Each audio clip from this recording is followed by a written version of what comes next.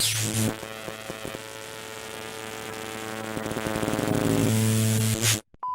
there, kits and kattens. That's not right. Hey there, doc. Nope. Okay, have some respect for yourself. Alright, that's fine. Okay. Hey there, cats and kittens. This is Youth Group Online. I'm Chris. You're you. Things have been a bit crazy around here lately, though it's not Caillou's house. It's mostly just been work, distance learning, non-stop AP exam test work. Yeah, that's fun. Anyway, here's how this video is going to work. This video, it's about 25 minutes long, so buckle in and, get some snacks, do whatever. It has some goofy stuff, some Bible stuff, and a song at the end. What could be better? After that, you're invited to a Zoom meeting to discuss things, mainly the Bible more in depth, and also play some games with your friends. That link will be in the description. Anyways, I think this video is almost mountain done. So, buckle in for a good time. Wow. Thanks, Chris, for making sure that I looked up who Caillou is. And I gotta be honest, I did not know it was spelled like that. That's my life. Welcome again to Youth Group Online. My name is Carter, and I'm really glad that you're here, so let's get it going. It's no secret these times are weird. Every day just seems to blend right into the next one, especially for me, locked in this multicolored dungeon. I wonder if they'll ever let me out. Time has no meaning. Maybe you feel like that too, and if you do, you're not alone. 7 a.m. the usual morning lineup. Start on the chores and sweep till the floor's all clean. Polish and wax, do laundry and mop and shine up. Sweep again, and by then it's like 7:15, and so I'll read a book, or maybe 2 or 3. I'll add a few new paintings to my gallery. I'll play guitar and knit and cook, and basically just wonder, when will my life begin?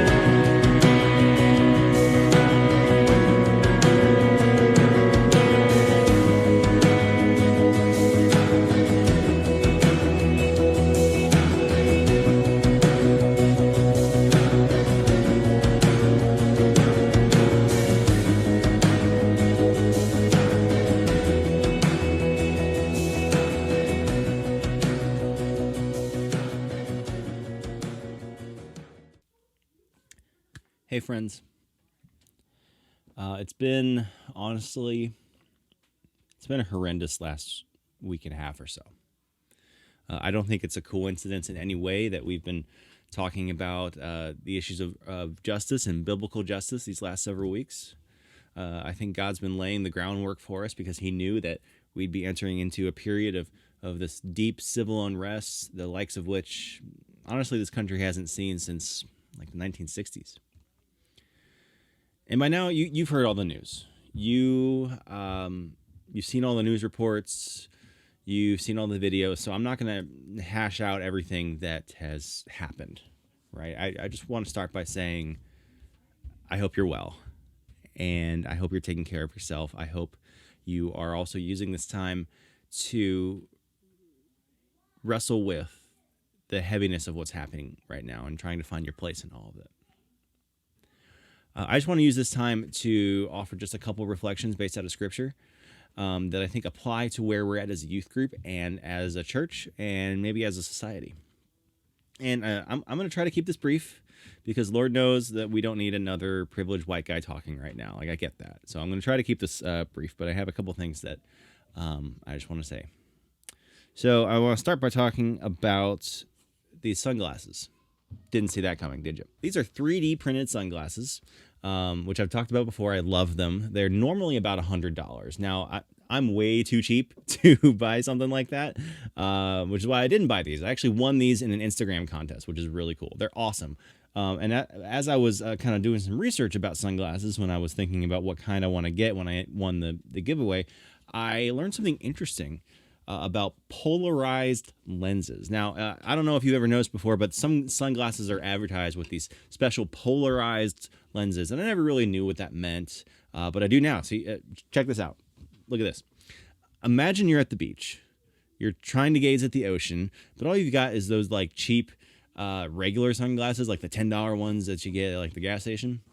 And they'll work, of course. You'll be able to see without like, having to like squint your eyes or anything like that. But if you were wearing a pair of polarized sunglasses, then the experience would be completely different, just like you see in this picture. So why am I talking about sunglasses? Well, in a way, polarized sunglasses are actually a lot like the Bible. Believe it or not. Stay with me. Stay with me here. Because the events of the past week, the past months, and really long before that, they can be hard to process. And one thing we've learned over the last few weeks is that justice is a hard thing to understand. It's nuanced.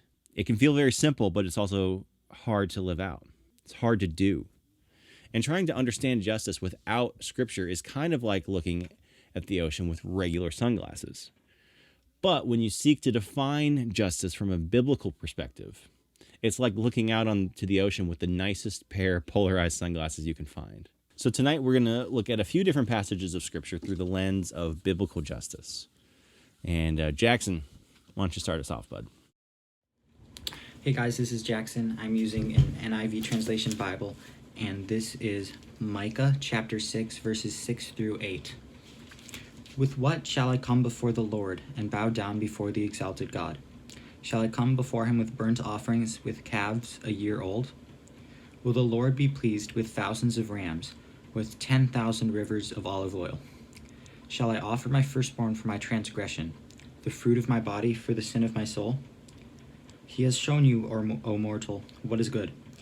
And what does the Lord require of you? To act justly, and to love mercy, and to walk humbly with your God. Hi, this is Landon, and I'm going to be reading some Bible passages. So here is James 1:22. But he doers of the word, and not hearers only, deceiving yourselves. Here is James 1:27. Pure and undefiled religion before God and the Father is this, to visit orphans and widows in their trouble, and to keep oneself unspotted from the world. My name is Alyssa, and I'm reading Proverbs 31, verse 8. Speak up for those who cannot speak for themselves, for the rights of all who are destitute. This is Psalm 82, verse 3. Defend the weak and the fatherless. Uphold the cause of the poor and the oppressed. 5:24. But let justice run down like a stream, and righteousness like a mighty stream. I'm reading Zechariah 7, verses 9 through 10. This is what the Lord Almighty said. Administer true justice. Show mercy and compassion to one another. Do not oppress the widow or the fatherless, the foreigner or the poor. Do not plot evil against each other. So, according to Scripture, orphans and widows should not be in distress. The weak and the fatherless should not be taken advantage of. Mercy and compassion should be shown to the poor and the oppressed. No one should be exploited by the powerful. No one should be voiceless or unheard. The refugee should be welcomed and given refuge. But it's common that like you and I aren't always as passionate about these subjects as God is, right? I mean, we're not always very motivated to care about these issues. Before the events of the last week or so, maybe we never really thought about Black Lives Matter, or we never thought about the ethics of protesting. And if we did, we certainly didn't think about them in the context that we do now. Some of these passages that we just read might make you uncomfortable or angry, and that's okay. If justice is about righting wrongs in the world, we need to begin by righting the wrongs in our own hearts, because if we don't fix this, then the world, we're not going to do anything out there. Because sometimes the fight for justice begins with confronting and uprooting the sins of greed, pride, lust, idolatry, and hardened hearts, which can all cloud our vision of justice. So it starts with us, right? It starts with us. There's this quote that I want to share with you from Gary Haugen, and I apologize if I'm mispronouncing his name. Gary Haugen, who's the president of the International Justice Mission. He says this: "I have come to see questions about suffering in the world, not so much as questions about God's character, but as questions about the obedience and faith of God's people." See, when it comes to justice, God has given us this responsibility. He's given us this mandate. And as we've learned so far over the past few weeks, it's our responsibility to do something. It's our responsibility to love mercy and to act justly, just like Micah 6:8 says. That's our act of obedience towards God. So what does all that mean? It means this: if you want to do justice, you have to act justly. And I know that might seem like duh, but it can be more difficult than that. But like, what does this practically look like? Take that again. When it comes to justice, God has given us responsibility. He's given us this mandate. And so far, over the last several weeks, we've learned that it's our responsibility to do something, our responsibility to love mercy, to act justly, that is our act of obedience towards God. So what, though, right? Like, that's something one of my seminary professors used to always say. Like, you can say all these nice things, but like, so what? What does it mean practically in our lives? Well, it means this: if you want to do justice, you have to act justly. And I know that might seem like, well, duh, like if you want to do justice, you have to act justly, duh. But how? Right? God speaks about helping orphans, widows, the poor, the oppressed, the weak, the fatherless, the foreigner. But like, how? What exactly are we supposed to do? The way to start acting justly is to see outside of your own perspective, to see outside of your bubble, and for even just a minute, sit in the pain and the experience of those on the margins. And in our current context, that means this: especially if you're white, that means becoming very comfortable with being uncomfortable about the issues of race. You may not be the one who's doing the active oppression, and I hope you're not. But the truth is, we're all complicit.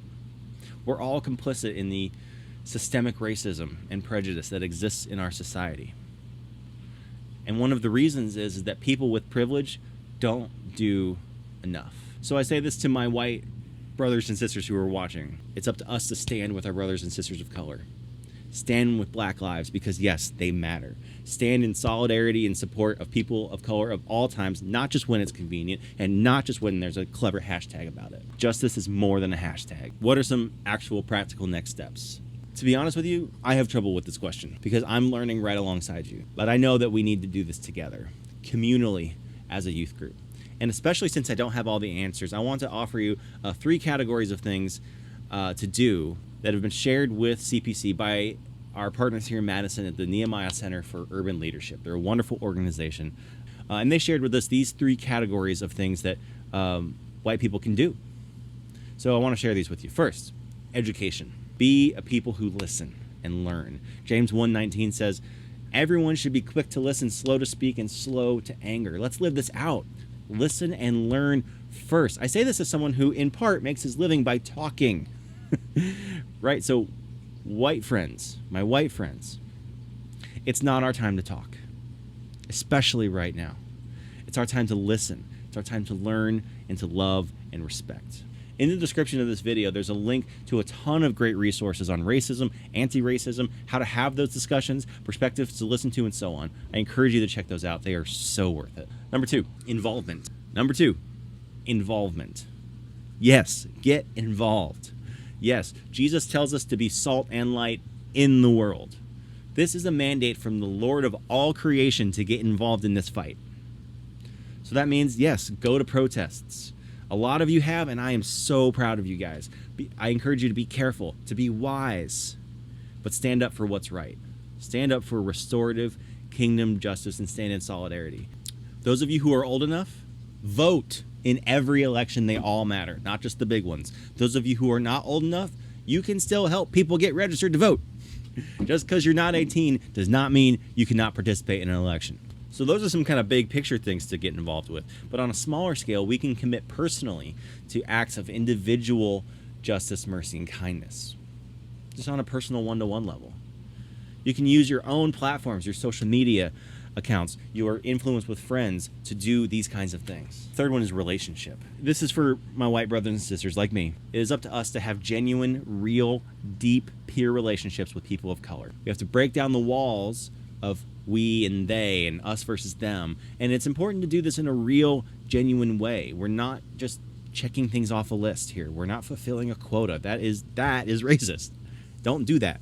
But the best way to learn is to learn from people. I want to end with some words from author Jason Reynolds from a book he co-wrote with Ibram X. Kendi called Stamped: Racism, Anti-Racism in You. And this is a fantastic book. Everyone needs to read this. This is great. I just got it actually just a few days ago, and I'm still making my way through it, but it is breaking my brain in some really, really good and hard ways. I think he sums up a lot of this way better than I could. Reposting will never be enough. Hashtagging will never be enough. Because hatred has a way of convincing us that half love is whole. What I mean by that is we, all of us, have to fight against performance and lean into participation. We have to be participants, active. We have to be more than audience members sitting comfortably in the stands of morality shouting, "Wrong." That's too easy. Instead, we must be players on the field, on the court, in our classrooms and communities trying to do right, because it takes a whole hand, both hands, to grab hold of hatred, not just a texting thumb and a scrolling index figure.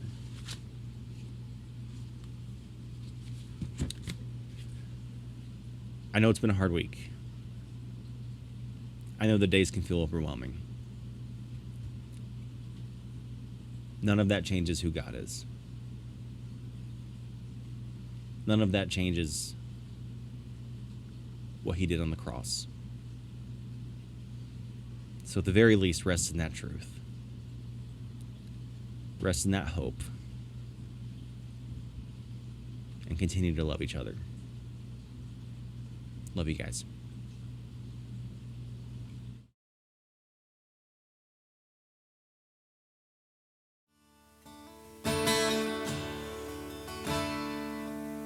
When the enemy says I'm done, I'll lift my praises. When my world comes crashing down, I'll lift my praises high. Till the darkness turns to dawn, I'll lift my praises. I choose to worship. I choose you now. Yeah, when the enemy says I'm done, I'll lift my praises. When my world comes crashing down, I'll lift my praises high. Till the darkness turns to dawn, I'll lift my praises. I choose to worship. I choose you now. Let's choose him, church.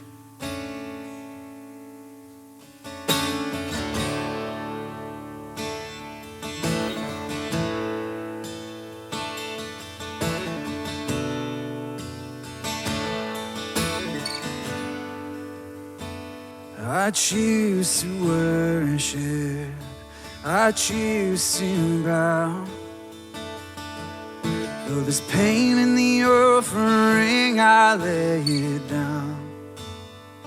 Here in the conflict, when doubt surrounds, though my soul is unraveling, I choose you now. I will praise you through the fire, through the storm and through the flood. There is nothing that could ever steal my soul. In the valley, you are worthy. You are good when life is not. You will always and forever be my soul. I build my altar right here and now. In the midst of the darkest night, it won't burn out.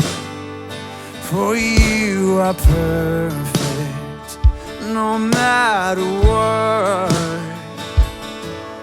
In the joy of the suffering, I sing it loud. I will praise you through the fire, through the storm, and through the flood. There is nothing that could ever steal my soul. In the valley, you are worthy. You are good when life is not. You will always and forever be my soul. Let's choose it right here and right now. When the enemy says we're done, when our world comes crashing down, we've still got a song to sing. In every season and circumstance, we have a song to sing. We won't let the enemy steal it. We won't let our circumstances steal it. He is still good when life is not. That's our proclamation. That's our declaration. Wherever we are, let's declare it together that we choose to worship right here and right now. When the enemy says I'm done, I lift my praises. When my world comes crashing down, I lift my praises high. Till the darkness turns to dawn, I'll lift my praises. I choose to worship. I choose you now. Oh yeah. When the enemy says I'm done, I'll lift my praises. When my world comes crashing down, I'll lift my praises high. Till the darkness turns to dawn, I'll lift my praises. 'Cause I choose to worship. I choose you now. I choose and I choose to worship. I choose you now. Praise you. I will praise you through the fire, through the storm, and through the flood. There is nothing that could ever steal my soul. In the valley, you are worthy. You are good when life is not. You will always and forever be my soul. All right. When the enemy says I'm done, I'll lift my praises. When my world comes crashing down, I'll lift my praises high. Till the darkness turns to dawn, I'll lift my praises. I choose to worship. I choose you now. I choose to worship. I choose you now. Oh, I choose you now. Hi guys. Well, it's about to be goodbye. But I don't know. This is cool. It's like the end credit scene to a movie because like everybody's gone. And it's just you and me and a kangaroo. Yep, you, me, and a kangaroo. Yeah. Well, following this video, don't leave yet. I said don't leave yet. Okay. Well, half the people just left. So following this video, there's a Zoom meeting to talk about what was talked about here tonight. Talk again, because talking's fun, and to play some games with friends. Okay, so make sure to go into that. I'll be there. Kangaroo will be there. My cat, she's right there. She'll be there. And if you don't come, you'll make the kangaroo cry. And you don't want to make the kangaroo cry. I mean, I might cry too, but it's more important the kangaroo. Don't make the kangaroo cry. Okay? So be there. I'll be there with kangaroo. You can say hi to kangaroo. Okay? And don't forget to tune in next week for youth group again. All right? Be there. Don't make me cry.